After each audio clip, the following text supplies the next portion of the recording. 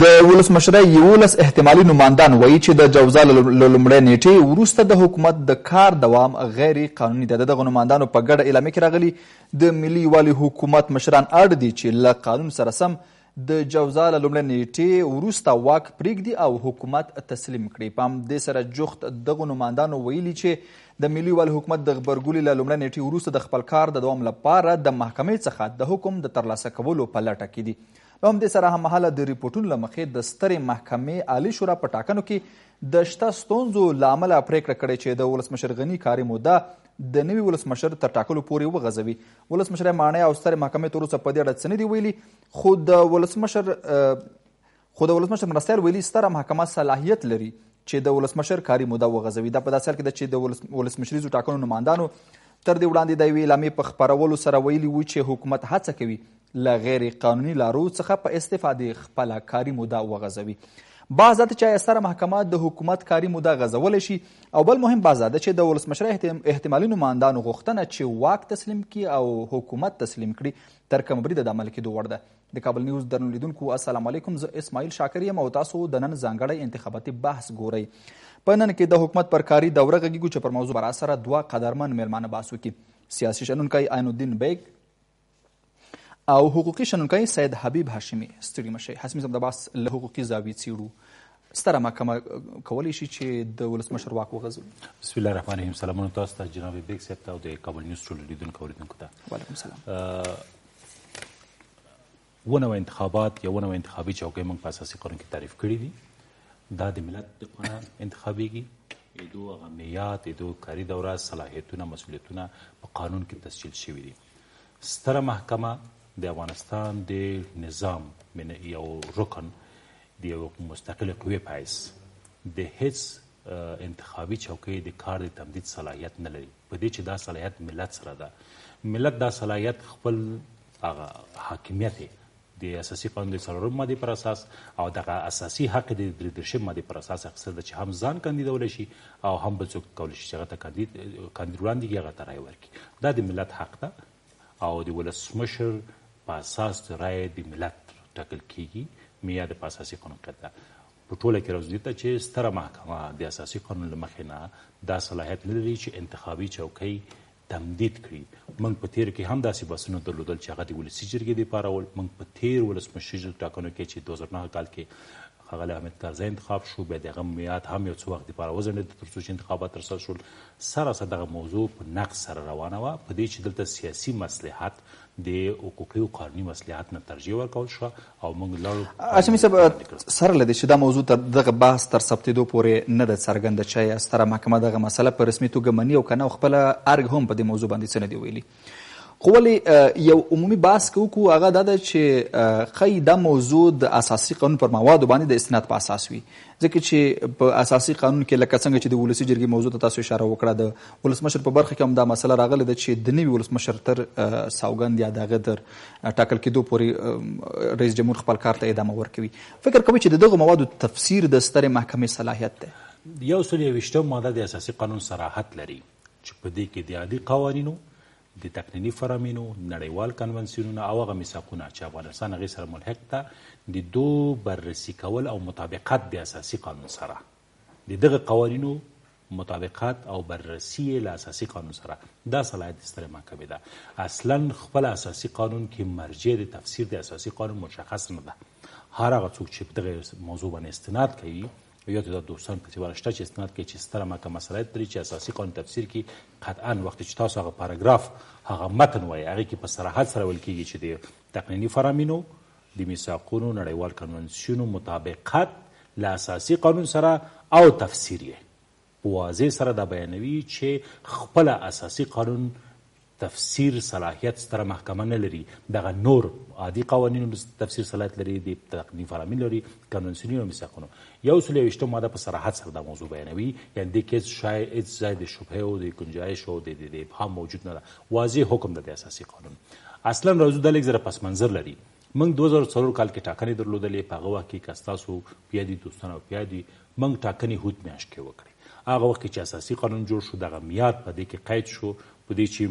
رویه داسې جوړه شوه چې په هوت کې باید ټاکنې وشي تر چې اوضاع پورې چې نو هلته قید شوی ده چې 13 تر 15 ورځو مخکې د پای د کار د ولسمشر ده چې یو شپېتمه ماده هغې کې صراحت لري تر جوزا پورې به د نوي ټاکنې ترسره شوي نوی ولسمشر به انتخاب شوی په جوزا کې د اول ولسمشر کار پای ته رسېږي راځي نوی ولسمشر همغه وخت نه موږ راغلو انتخابات وځنډېدل چې وځنډېدل دغه معیاد چې اساسي قانون قید کړی دا نقض شو شاته راغی موږ انتخابات په حمل کې ترسره کړل بیا په 2009 کال کې چې موږ بیا ټاکنې کولې بیا په قانوني معیاد باندې موږ ټاکنې ترسره نه کړې بیا مو ټاکنې وځنډولې دغه د ټاکنو ځنډول خپله نقصوله د اساسي قانون مواد نقض کړل دا په 2009 کال کې تکرار شو په 2014 کال کې تکرار شو اوس هم دا خبره تکراریږي د ولسي جرګې په ټاکنو کې دا موضوع نقض شوه بیا په 2010 کې موږ تکرار کړ 2015 کې نقض شوه 2010 کې تکرار شوه 2013 کې موږ بیا تکرار کړ او دا خو د اساسي قانون د نقض روان دی په بیلابیلو نومونو باندې او په بیلابیلو کاري دورو کې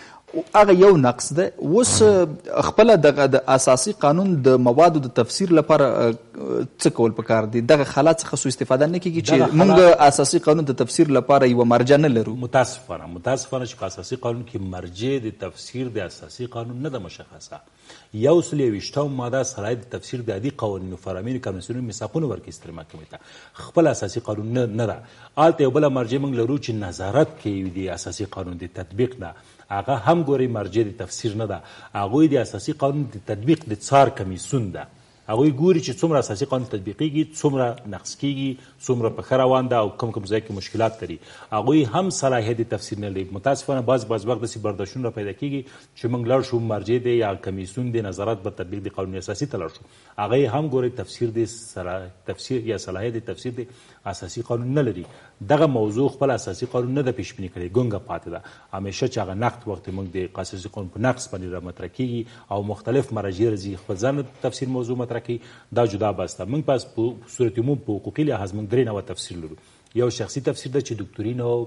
متخصصین کوي دوم قضایي تفسیر ده چې مثلا ستره محکمه موضوع یا د محاکم هغه تفسیر کوي درېیمه تفسیر هغه تفسیر ده چې خپل قانون یا مرجع مشخص کړی وي هغې دپاره موږ ورځو اوس قانون خپله مرجع نه تفسیر نه ده مشخص کړی د نورو د قضا دپاره مرجع مشخص شوې ده چې محاکم دي هغه قوانین دي کولی تفسیر کړي شخصي تفسیر زه د اساسي قانون والم متن واضح صراحت لري زه وایم چې دا مرجع تفسیر نه ده یو بل نهاد راځي نور نهادونه راځي مرجع تفسیر کړي دا شخصي تفسیر ده ولې خپله لکه بعضې هېوادونو کې لکه فرانسه لکه ایران لکه امریکا بعضې مراجع چې دي په هغې کې خپله اساسي قانون من حیث د ټولو قوانینو د مور دوی خپله یو مرجع مشخص کوي چې دغه مرجع صلاحیت لري چې متن یا احکام د اساسي قانون تفسیر مننه هاشمي صاحب راګرځم بیا تاسو ته بیک صاحب د ولسمشر د احتمالي نمایندانو غوښتنه هم ده چې د جوزا له لومړۍ نیټې باید د ملي والي د حکومت مشران واک پرېږدي دغه غوښتنه څه ډول ارزوئ تاسو به نام خدای عزوجل درود سلام بر شما بر آقای هاشمی و بیننده‌های عزیزتان آنچه که نامزد ریاست جمهوری کسانی خودشان کاندیدار کردن و حالا احتمالی هم کاندید هستند و چیزی را که گفتن برای ختم دوره ریاست جمهوری من فکر میکنم کار برحقی است آنچه که استناد میشه چنانچه بیان شد که کار رئیس جمهور در اول جوزای سال پنجم فکر میکنم که خاتمه پیدا میکند ولی حکومت مکلف و موظف است که توسط یک کمیسیون مستقل انتخابات 3 ماه 4 ماه قبل از او باید انتخابات رو برگزار بکند یک موضوع دیگر هم است که ما از اول تشکیل حکومت وحدت ملی تا حالا میبینیم که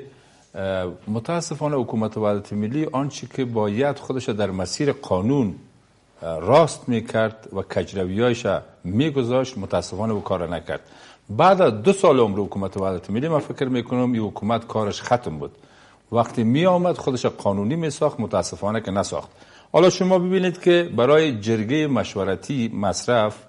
و استعداد و ظرفیت وجود داره که باید حالا صورت بگیره اما بعد از 2 سال حکومت وحدت ملی هیچ گاهی اونمو لوی جرگه تعدیل قانون اساسی خواسته نشد که تا میتونست خودش یا این که صدارتی میشد و یا هم که پس دوباره ریاستی میشد قانونمند میشد متاسفانه از اول حکومت وحدت ملی که ما میبینیم تا اینجای کار که آمده همیش نقض قانون بوده و همیشه قانون زیر پا کرده حالا خود نفس تشکیل حکومت وحدت ملی غیر قانونی بوده یعنی از مسیر قانون اساسی بیرون شده آنچه که در قانون اساسی تعریف شده که ما باید یک رئیس جمهور می داشتیم متاسفانه که نداریم و دست و پا زدن هم برای ای که حکومت بتونه چطور کار خودش تمدید بکنه و ادامه کار خودش داشته باشه، من فکر میکنم که قصداً نمیخواد که انتخابات برگزار شود و یا ای که وقتی مداخله در کمیسیون مستقل انتخابات صورت میگیرد، حالا اعلامیه هم که به نشر رسید یا ای که افشا شد که دادگاه عالی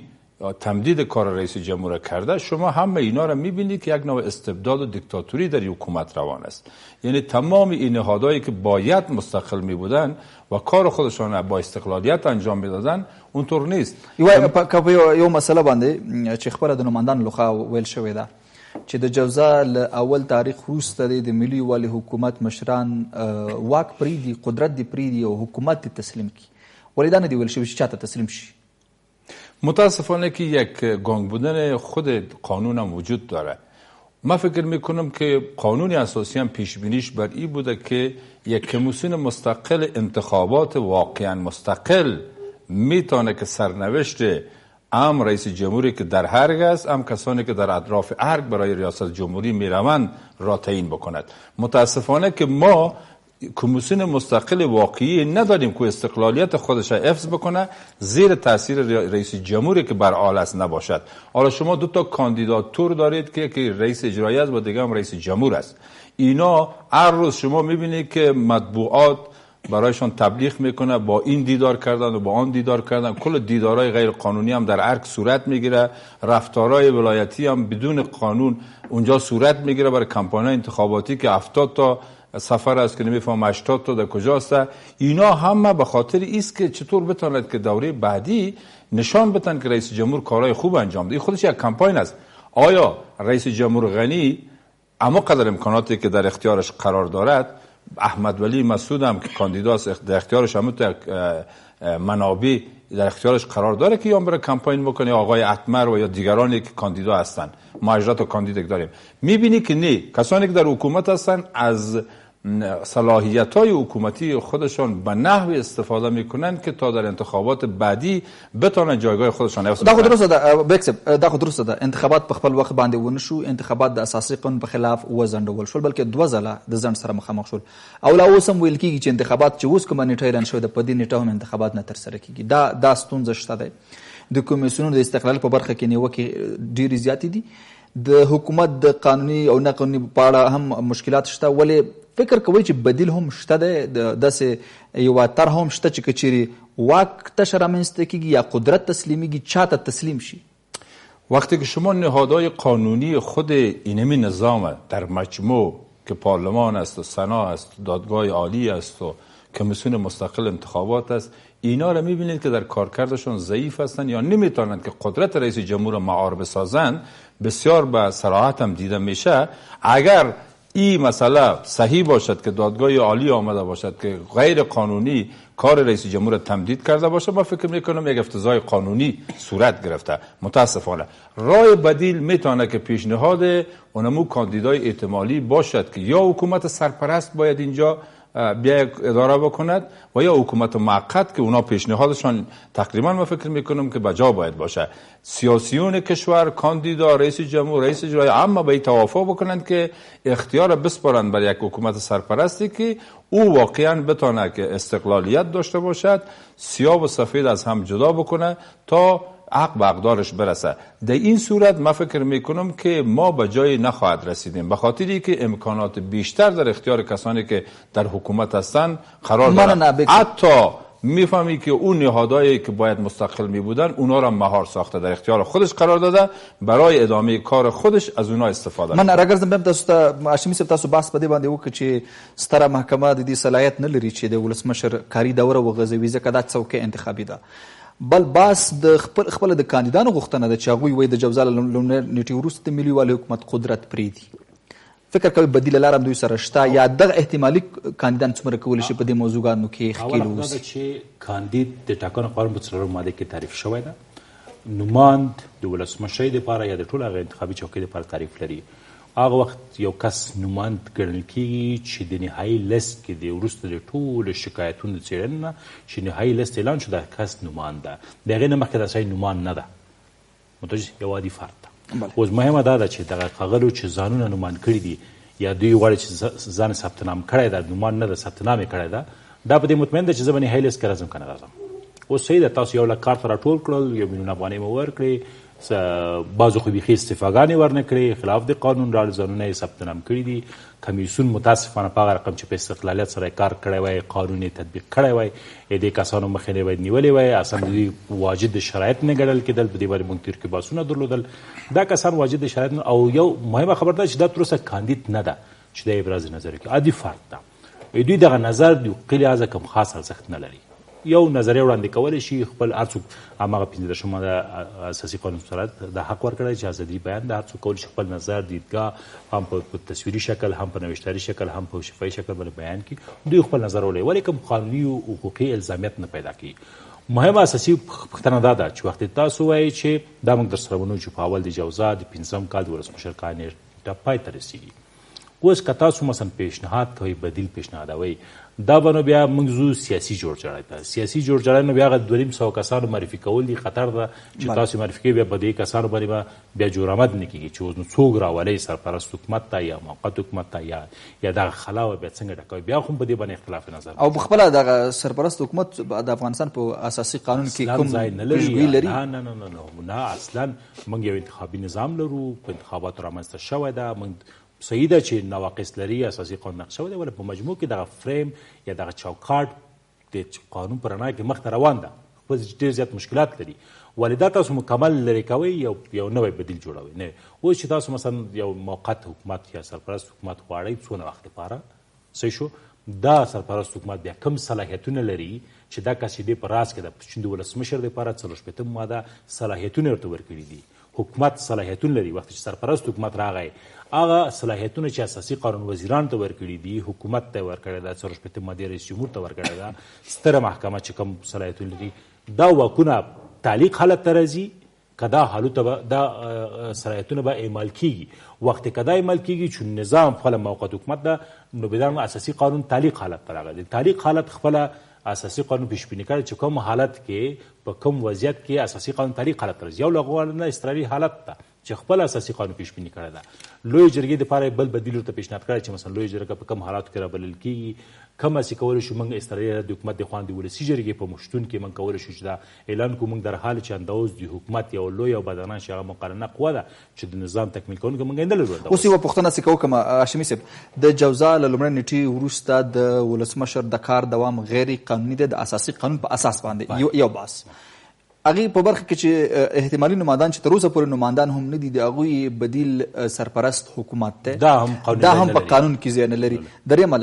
درېیمه لاره سیاسي جوړجاړی ده سیاسي جوړجاړی دا ده چې موږ وکولی شو کمیسیون وکولی شي د قانون په رڼا کې زر ته زره ټاکنې ترسره کړي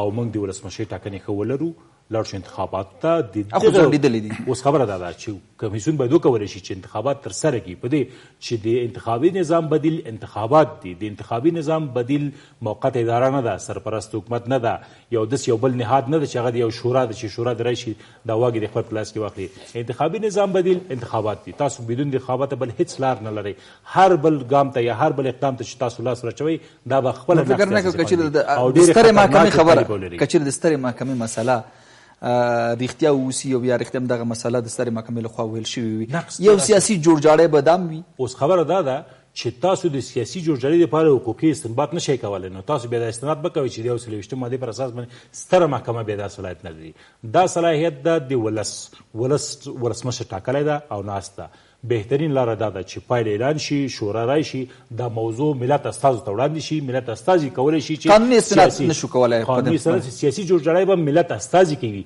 په دې چې دا د ملت د استازو د خوا نه ده چوکۍ دا انتخابي چوکۍ ده هماغه رقم چې که چېرې لومړی معاون د ولسمشر یا دویم معاون وفات کیږي یا استعفا کوي یا مریضیږي ولسمشر کولی شي دویم کاندید په جریان د دورې د کاري کې معرفي کړي ولې رای د اعتماد د کوم ځای نه اخلي د پارلمان نه اخلي لکه تېر دورې کې چې ښاغلي یونس قانوني خپل رای د پارلمان نه اخیسته دا غلاره ده چې ملت استاز ته مراجعه کیږي ملت ته مراجعه کیږي مستقیم نه کیږي مراجعه غیر مستقیم مراجعه ولې په داسې حال کې چې اوس موږ پارلمان هم نه لرو دلته موږ پارلمان نه لرو زر ته زره باید پارلمان تشکیل شي پارلمان باید افتتاح شي مکمل د ټول ولایتونو رای باید معلوم شي ملت باید ټول ملت باید خپل استازي پارلمان کې ویني بیا که موږ سیاسي جوړجاړی ته ځو د دې خاطره چې موږ اساسي قانون متاسفه نقص حالت کې روان ده ولې د یو بحراني حالت د مخنیوي لپاره د ملت ته مراجعه شي پارلمان نه راګرځم د حل لارو برخې بیا هاشمي صاحب تاسو ته بیک صاحب د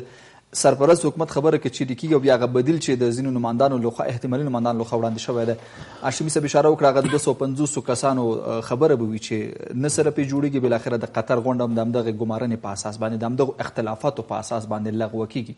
فکر نه کوئ چې د انتخاباتو موضوع هم یا د سرپرست حکومت پر راس کې د راتللو موضوع به هم له همدغې سرنوشت سره مخامخ شي؟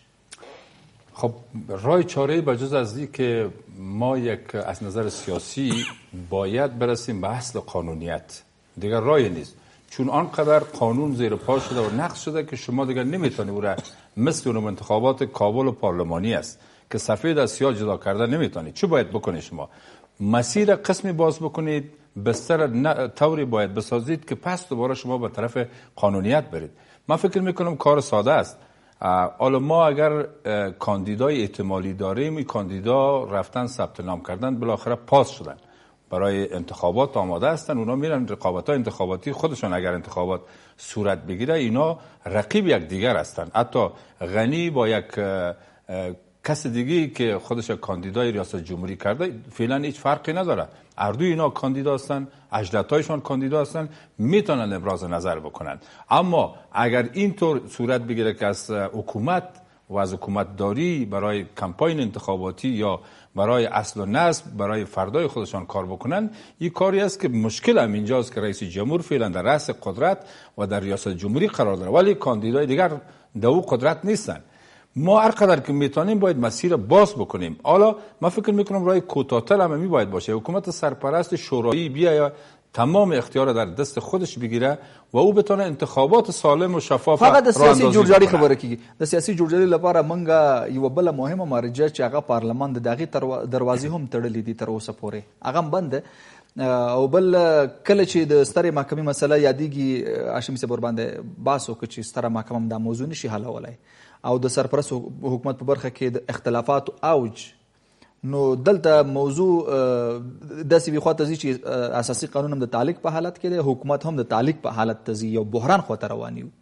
بدون شک این جنجال خب وجود داره. من فکر میکنم همونطوری که در موضوعات دیگر ما و شما جنجال بیشتر میبینیم هر روز روان است در موضوع صلح افغانستان، در موضوع جنگ افغانستان، در مورد رفتن مذاکره با طالب که یکی دیگه سر پاره میکنه که تا اونجا برن، برنامه نیست و استراتژی که عمل نمیکنن، یک هدف مشخص که برای نجات افغانستان نیست و همون گونه